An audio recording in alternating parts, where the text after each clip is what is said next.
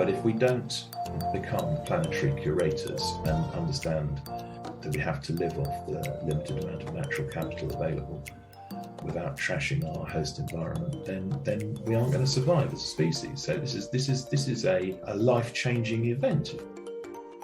Hello everyone and welcome to FutureX, a podcast by Martin Hearn, Event Director at Futurebuild, and co-host Dr. Oliver Jones, Research Director at Ryder Architecture. FutureX will bring together some of the brightest minds and some of the most disruptive thinkers and innovators to transform the construction industry and build a FutureX community of like-minded people that can begin to make a real change. We really hope you enjoy the series. Hello and welcome to FutureX. I'm Martin Hearn, Event Director at Futurebuild, and once again really pleased to be joined by my co-host, Dr. Oliver Jones from Ryder Architecture. Oliver, we're in for a real treat this week. Absolutely. One of my childhood heroes that we're going to speak to, an innovation guru and pioneer with regards to sustainable design. And I must say, this is someone as well that I've worked with probably for as long as I've been working on EcoBuild and now Futurebuild, and has probably brought some of the most fascinating features to the show, and probably stretched me to my breaking limits on a number of times in terms of logistics. But someone that just never gives up and has stayed true to those sustainability links. Oh, unbelievably. There's some of the things that, well, do you want to tell the audience who's joined us? Yeah, I suppose if they haven't already guessed, so we're really honoured to have Bill Dunster OBE from ZEDfactory. The thing that strikes me about Bill, and every time I listen to him or speak to him, and this was no different on this occasion, is his unwavering commitment to innovation, to trying to do things better, to investing everything he's got in life, energy, money, into trying to make a difference in terms of environmental design and moving the sector forward in that space. And just doing it because it makes sense. You know, I absolutely loved this interview with Bill. Yeah, no, I agree. And I think, you know, Bill literally wrote the book, or two books, you know, on sustainability in the built environment. And I think what always fascinates me is that it always seems like he's just ahead of the curve all the time. You know, he's talking, you know, at the moment about, you know, off-grid. He's talking about battery power, you know, integrated solar facades. And, you know, he's been talking about that for, you know, almost a decade. And now that technology is really advancing, and we're seeing it, you know, on almost every single, you know, new build across the country. I mean, I joked about it on the intro about Bill being a childhood hero, but, you know, you asked me not long ago, you know, who did I admire at university and who did I look up to in that sort of space, and Bill was absolutely one of those movers and shakers and those innovators when I was at university, whose books I would really devour and whose work I would follow, and it's amazing to hear from him in terms of the things that he's working on. And you're right, you know, the stuff that he's looking at around zero energy homes and creating entire communities and entire societies. I think in this podcast it even goes to entire civilizations that are focused just on that relationship with the planet and providing totally clean, totally renewable, totally free energy. It's really visionary, and what's nice about Bill is I don't think he'd ever accept that label, but my God, did he open my eyes during our conversation, and I found it really inspirational. Yeah, no, you know, what put it into context for me is, if you think about it, you know, he developed, you know, Rural Z, that development in Upton Square, back in 2009, and that hit, you know, the Code for Sustainable Homes level 6, you know, and it's now we're looking, you know, at exemplar projects that are hitting net zero or, you know, zero bills, and he's done that, you know, for over 15, 20 years. And this guy's done some crazy things at Futurebuild, hasn't he? Yes. We've had homes on stilts. We've had a whole HMO that he built at the show. We've had something called the Ark, which was a sort of a early glamping concept actually. And you know, not to put any spoilers, but he's threatening to bring a tiny home next year. So Yeah. Always pushing the boundaries and always pushing the boundaries of what we can showcase at Futurebuild as well. So great collaborator and a great friend as well. So really excited to hear from him. Let's dive in. Thank you, Bill, for coming on FutureX. For me, when I was talking to Oliver and we were tasked with bringing on a guest that was either a pioneer, a disruptor, or an innovator, I think you were one of the people that came to mind that ticked all three of those boxes. Can you tell us a little bit about yourself and what drives you? I'm very honoured to be called any of those things, but I wish it was all true.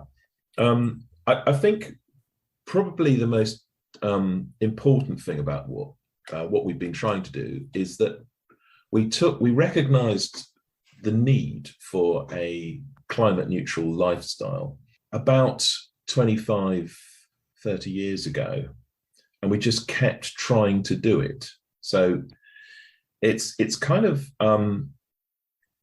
dogmatic at one level, and on another level a bit sad. You just keep doing the same thing year after year after year. The only good thing about this is that very gradually you get a little bit better at it. And what we can do today is remarkably different to what we were doing, say, in 1991, or indeed 1998, when we started on BedZED. And it really wasn't very clear at all what the right thing to do, have to do, build new urban blocks that were powered by renewable energy, that maximized energy efficiency, that maximized the convenience of a low carbon lifestyle or a zero carbon lifestyle. There were a few pioneers at the time, people like Brenda and Robert Vale, who built their autonomous house, but was Hockerton. But really, nothing in the urban on an urban scale, and nothing at the kind of densities that would be useful for urban regeneration projects in the UK, because we're very short of land, and we're currently importing at least 70% of our food. So we can't really we can't lose agricultural land for urban settlement. We worked with, in the early days, we worked with environmental pressure groups. We worked with a charity called the Bioregional Development Group. We got then, and we are getting increasingly fed up with formulaic methodologies. If the low carbon society is just a series of boxes to tick, then count me out. It's depressing, and there is a very strong danger that if you follow these very simplistic rules, which are often not based on facts or science or progress, you can actually end up with quite a chronic dystopia, and indeed it will descend into eco-fascism. A few more years of Boris and you'll probably get there. Expand upon that a little bit, Bill. Well, what seems to be happening is that the internet and the ability to share large amounts of information make it increasingly difficult for many people to decide what is the right information. The Extinction Rebellion say, tell the truth, but what is the truth and how do they know? And equally, how does the government know, and how do all these big companies know? So it's a complex issue. And then because people logging in to all making these personal inquiries or personal journeys to try and find the truth, or try and do the right thing, or try and lead a low carbon life, they tend to get their prejudices reinforced by their browsing histories, and it polarizes the debate, and everything becomes more extreme. There's less cross-pollination of ideas, and you get these very rigid mindsets where one faction is fighting another, and you see it in the construction industry, you see it in all of the different green building councils and the like. You see it in the NGOs, the environmental pressure groups. And it's actually very sad. It's perhaps inevitable, but it is nonetheless a big problem. And the real unfortunate position in my view is that there isn't a right answer, and that's not what anybody wants to hear. People just want simplistic solutions that are easy to follow, that fit into their 3-minute culture or their attention span or their ability to actually do something, their allocation of resources. So I think that's a problem. And yeah, my plea is in your FutureX process that you try and get as much diversity, and you try to show different polemics, and there will be a way forward. It's just complicated. Absolutely. I think, could we take a step back a minute, Bill, and you mentioned the timeline and the journey that you've been on in terms of your career and the projects that you've worked on in sustainability. Could you give us just a short potted history of that? Yeah. When I went to Edinburgh University a really long time ago, I was kind of taught by the basically fairly hardcore hippies. Those people did exist. I was introduced to the work of Schumacher, Small is Beautiful, Fritjof Capra, The Turning Point. I don't know, these are all iconic green texts. Computers hadn't really been invented. They were the size of a room when I was training, and indeed I had to draw everything with a repeatograph. I bet you don't even know what that is. On tracing paper with razor blades. So it was a different world, and I've always been deeply unhappy with architecture and indeed building, because I always felt it destroyed what was, in our country, a very beautiful host landscape. So I have an aesthetic revulsion, I suppose, for most construction projects. I find them very ugly, and I just wondered, whether it was possible to have a fresh priority and design buildings that worked, had a more harmonious relationship with the natural world, reduced their ecological footprint, their consumption of natural capital, and of course gave us a future which could actually work. And it's clear to me that we cannot afford to take any more fossil fuels out of the ground at all. Climate change is accelerating beyond our expectations, and we're probably in a fair amount of trouble. We've known it for a really long time. We knew it then, but it hasn't broken out into the collective consciousness. And a lot of big companies and a lot of commercial industry players have got rich by causing the problem. And that's one of the reasons why I've never been very keen to join all these green building councils and the like, because I felt if you put everyone in a single room that caused the problem, and then you correctly ask them to sort it out, but they don't admit to it. And so I feel all the heavy lifting had to be done by really quite fringe individuals, just thinking things through from their own position and making significant progress. It upsets me that Brenda and Robert Vale had to emigrate to New Zealand to be taken seriously.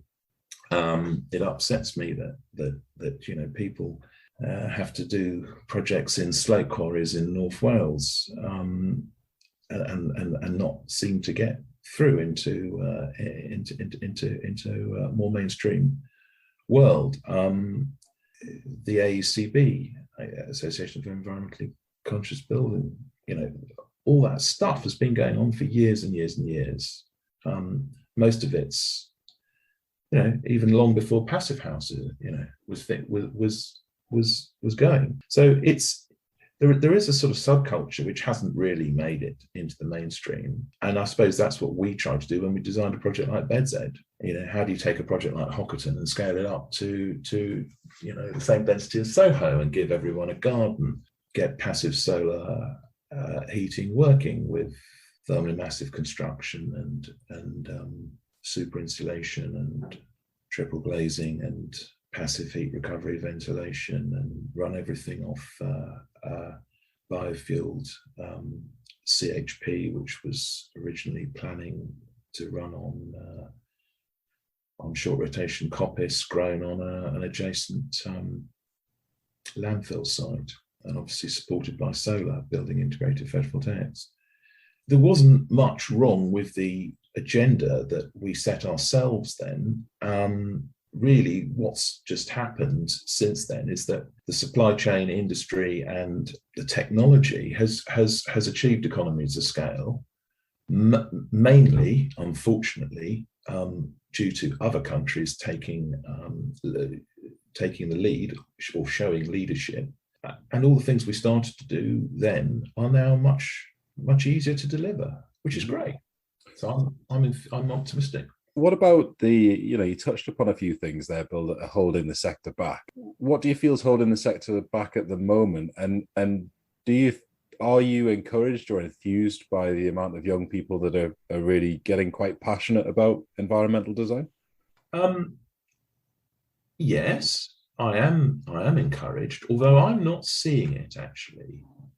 Interestingly, I do a bit of teaching. I do see the sort of some of the student work. I'll be honest with you, I'm fairly horrified by the quality of the teaching I see in universities. And why is that, Bill? It's really not up. It's really not up there, because it's not you only understand this stuff if you've really tried to do it. And you can't talk about how to design cities or retrofit existing buildings or design new housing or design new works places unless you really understand all the technologies. You've made all the mistakes. You can see the difference between leading edge and bleeding edge and what really works. Architecture is a very pragmatic discipline. You're playing around with large amounts of other people's money. It has to seriously work. And I just don't see that experience at within the universities. There are, a full-time academic cannot have that understanding. And they don't. Believe me. And how about the sector as the state of the sector at the moment in terms of your appraisal of it? How do you feel that we're getting on?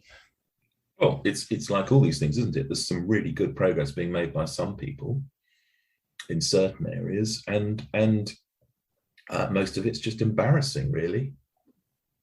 If I want to go and buy a heat pump for a zero builds home, I can't buy it in the UK. It doesn't exist.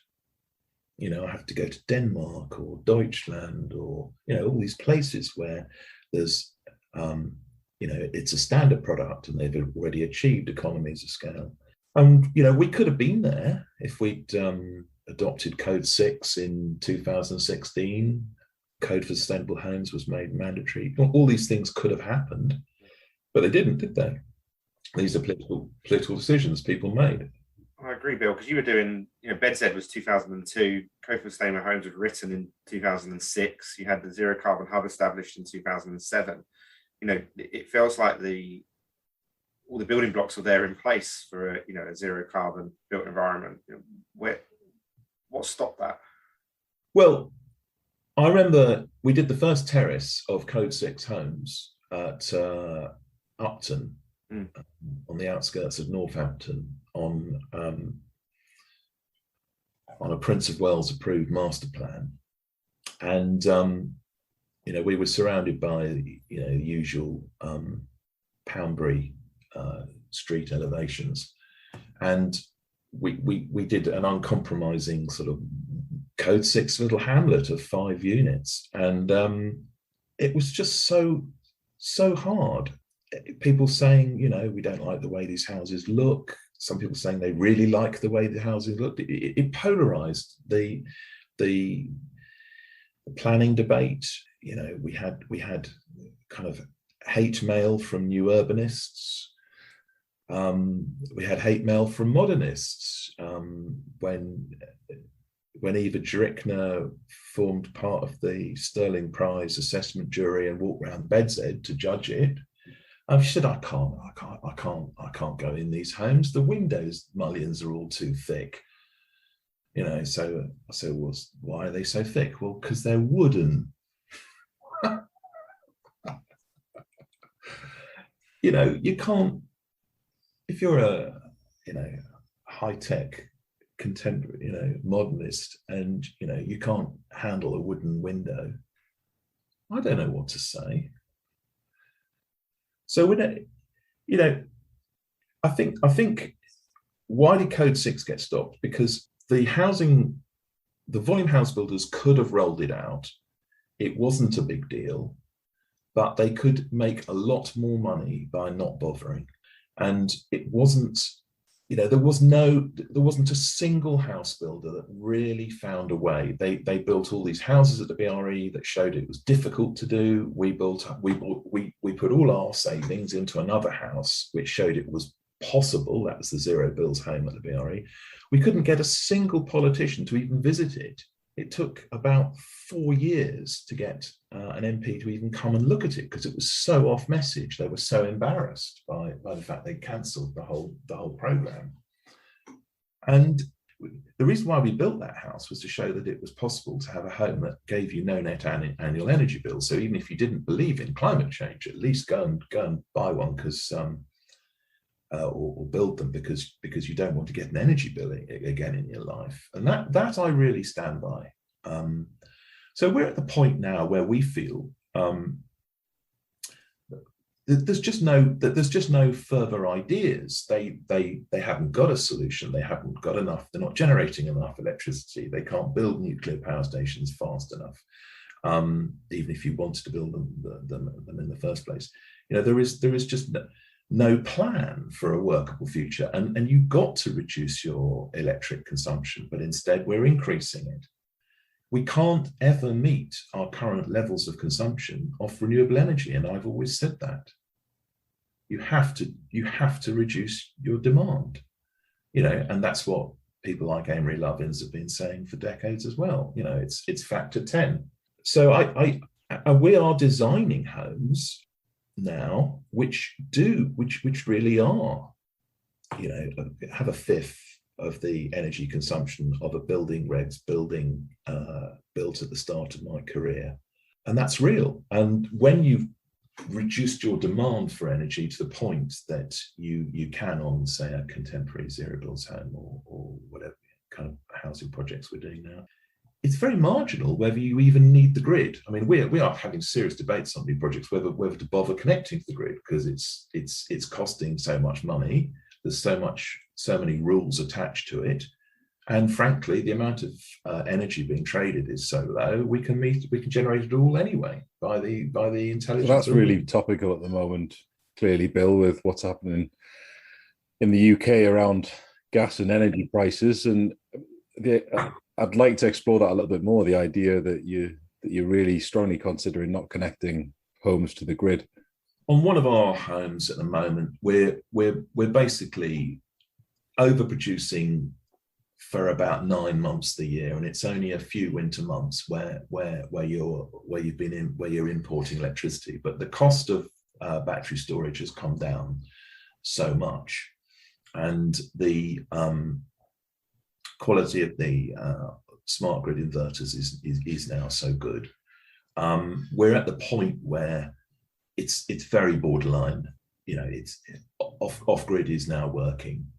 Having said that, these aren't luxury houses. You know, these are small, and they're for people who need houses, not They're not McMansions. And I think this is really, really, really interesting. We're quite interested now in the tiny house movement as well. This idea that homes have to meet 1970s space standards in a society where people are homeless. I take the dog for a walk every morning, and people are sleeping in the local recreation ground in tents all year round. The local river is full of slum boats. People aren't solving problems anymore. You can't get planning for affordable homes in many parts of the UK because the planning system, which is democratic, doesn't want existing property values challenged. So if self-interest is the only motivator for the planning system, how do you have a civic, stable society that provides habitation for the disadvantaged? You don't get it, do you? You just get people sleeping on recreation grounds. I suppose that takes us towards your, we mentioned earlier the books and the publications that you've come out with, and your book ZEDlife talks about that, how to develop that low carbon society. I suppose, is there anything that you want to share with the listeners of this podcast in terms of some of the key points around how to develop a low carbon society from your perspective? I suppose our conclusion is at this stage is that simplification is required, because you don't really get any meaningful change in industry unless you've got economies of scale and rationalization. So how do you design a home that has no net annual energy bills? Well, you've got to have a very simple cladding system and a very simple roofing system that generates electricity. That replaces a normal roof, that replaces normal cladding systems. How do you achieve a super insulated wall that is breathing and airtight and doesn't use toxic urethane foams and Grenfell materials and so on? There's a whole series of problems which are basic. Yes, they can be solved by a number of different products. And if you can make them into a kit of parts as open as possible, and you understand the carbon footprint of each of these components, they can fit together a bit like, all the kit of parts that makes a car or makes a laptop. And I see that as the future. It's the integration of these intelligent subcomponents, and from understanding these basic principles, understanding a consistent building physics model, understanding the properties of each one of these architectural subcomponents, that then creates an overall building, that then creates a street, that then creates a transport network, it then creates an energy master plan, and in the end, it creates a national policy that runs a country. And that's what we were trying for in the ZEDlife book. It's a scalable concept that starts from these individual, terribly small components. So, how does a wall tie change a city? Well, it does. How does building integrated photovoltaics, how does that change the design of an urban district? Well, it does. It's the difference between that urban district surviving in an energy constrained future. How does accelerating climatic change, how does climate change adaptation affect urban design? It really does. I mean, it's serious stuff. Is this being taught? No. Does anybody really understand it? Not really. I don't see it. I see all the architectural magazines that come through my door every, very, very little.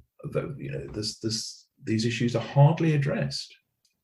Having said that, the RIBA has produced a very comprehensive roadmap or code of conduct for architects.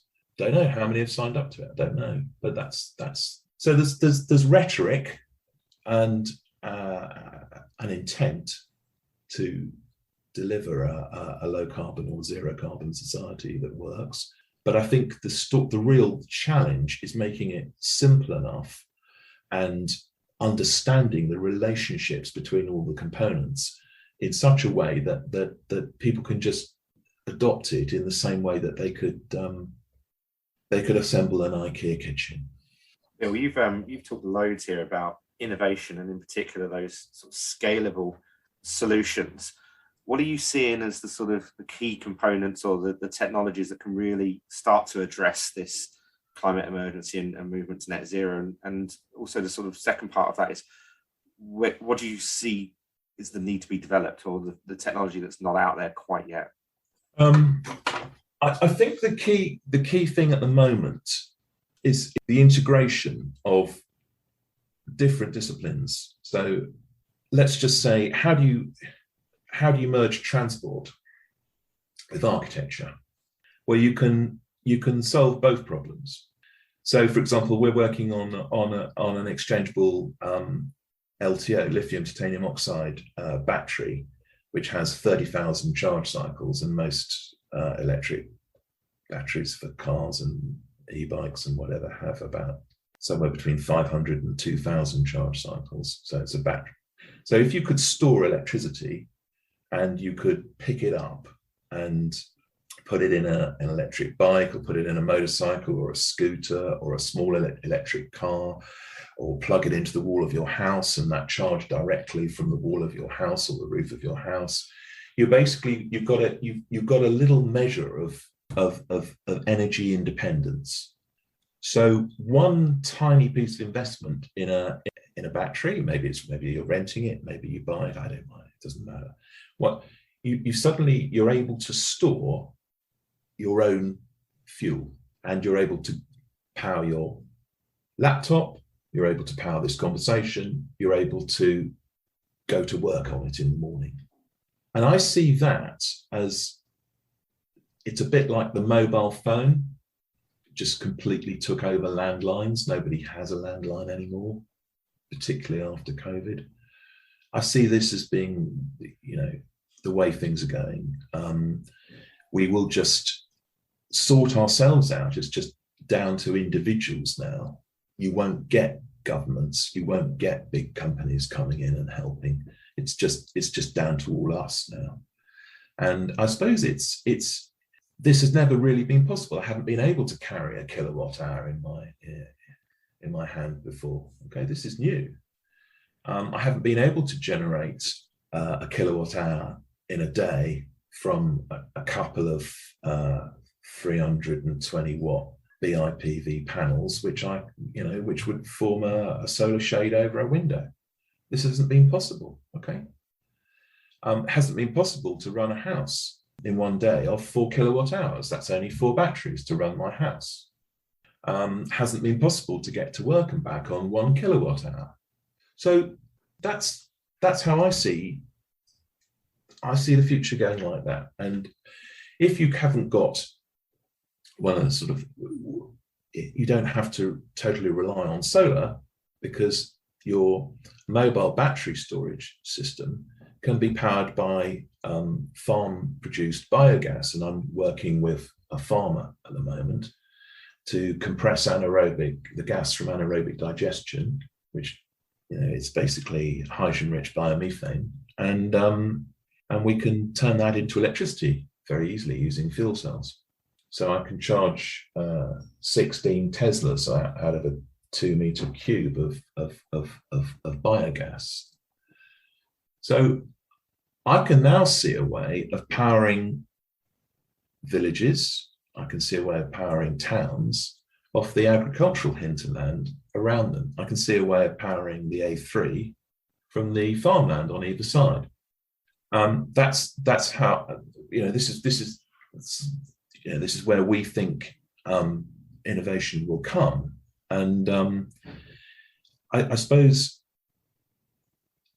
it's that integration of different disciplines and different sectors which will produce the real innovations. I want to go on holiday, but I want to go on holiday in an airship. I want to land in the middle of Paris or Geneva or Lausanne. I can in it from a biogas powered airship. These are all things that can come, and they're not a worse world. Actually, it's a better world. I'd like to see a new architectural vernacular which celebrated this low carbon thinking. I don't want to see tired old stuff from architectural superstars of the last few years. I'm well bored with it. Let's talk about how all these ideas create a new architectural language. Couldn't agree more, Bill. I think you've provided us with an awful lot of insight there. I think the ideas that you speak about around energy independence are really inspiring, and your get up and go and start these experimentations and these innovations with farmers and looking at 30,000 kilowatt hour batteries and the way that you're talking about it. Just where does that drive come from, Bill? Why is it not normal in terms of our architectural approach, in terms of our approach to innovation and research and development in the industry? Can you tell us a bit more about those projects, but also that drive to do those things? I suppose it's more just no one ever asked us to do a single project. This is the truth, which is actually very, very sad. So what I found was that people just weren't asking the right questions. Clients didn't ask for things that they didn't understand or didn't know. You don't tend to get these kind of step change innovations unless you set them up yourself. So if you're the only person that's sort of really thinking along these lines or really worrying about it, put to be blunt, at the time, I'm not saying that's the case at the moment, but at the time, you can't really expect someone else to come along and say, well, let's have one of those, or let's contribute to that piece of R&D. And every time I put in an R&D application in the UK and it went out, it was assessed by, someone high up in Barratt Homes or some well-known architectural practice, and they'd say, well, this guy's a nutter. In fact, very well known of environmental architects who are very rich and very, very successful. So thank God, he actually went to one of these things and said, thank God for Bill Dunster. He makes me look sane. And you kind of realize that there's a sort of whole raft of none of these things are interestingly, none of these things are that radical, and none of these things are that difficult, but no one will do them because it just involves too much of a shared agenda. It's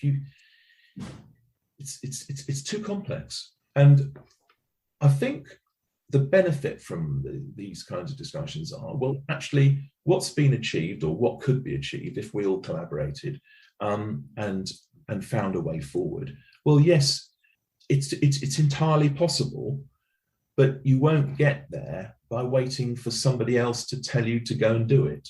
So that's my message. Just get on with it. It is hard. It's not a great financially rewarding strategy. I think it can be. There's no reason why it couldn't be, but it requires enough.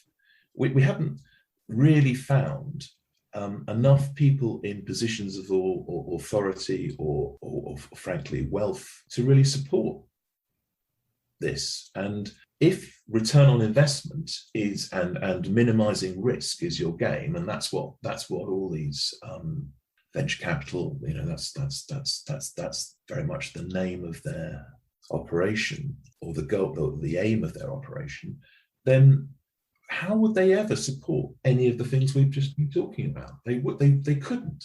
But to achieve a workable low carbon society, we've somehow all we've got to collaborate. So that's it, really. And I don't claim anything that we've done is particularly brilliant. All I'm really saying is that we're just trying to do the same thing for a very long time. And I'm sure someone else will come up and do it better, and that's absolutely terrific. I'm really looking forward to sitting in the deck chair in the garden and watching. Just on that note, in terms of the other, the younger companies that are coming through, and anyone that's starting up a practice today, or younger professionals that really want to get into environmental design, you've been through this journey and are a bona fide veteran of environmental design and a pioneer in the field. Have you got any insights or any words of wisdom or advice? I'm sure you wouldn't call them those, to those younger startups and then people who are passionate about delivering environmental design as a practice? Yes, I think